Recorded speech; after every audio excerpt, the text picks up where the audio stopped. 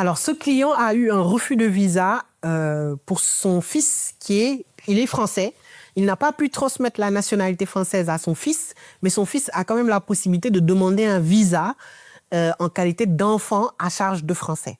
Donc, il remplit toutes les conditions de prise en charge, de distance, tout est bon. Sauf qu'à sa grande surprise, il a reçu un refus de visa. Et sur le refus de visa, il est expliqué que vous n'apportez pas la preuve du lien entre votre ascendant français. On ne comprend pas. Quand je regarde l'acte de naissance de l'enfant, je vois que son père a l'âge 43 ans, l'a eu à 43 ans, que sa mère l'a eu à 39 ans. Je suis un peu étonnée quand même. Sur la copie littérale, c'est ce qui est marqué. Je lui pose la question donc, quand est-ce que vous avez eu votre enfant? Ah non, moi je l'ai eu à 25 ans, mais 43 ans, c'est l'âge que j'avais au moment où on demandait la copie littérale de l'acte de naissance.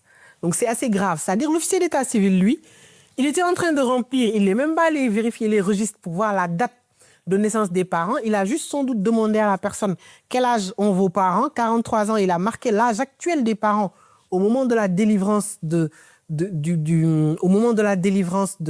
la copie littérale.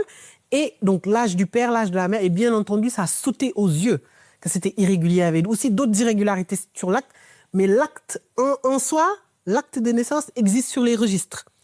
Et même dans les registres, il y a la bonne date de naissance, lieu de naissance, profession, domicile des parents. Mais au moment où il demandait le visa, il a produit un acte avec des erreurs, notamment sur l'âge de ses parents. Et qu'est-ce qu'on va faire? C'est qu'on ne peut pas retourner comme ça en leur disant non, non, c'était une erreur, on vous redonne le consulat, le bon acte de naissance. Non, il faut obligatoirement avoir un jugement qui justifie que la copie littérale qui a été délivrée était une copie littérale erronée et que sur les registres, on a les bonnes informations.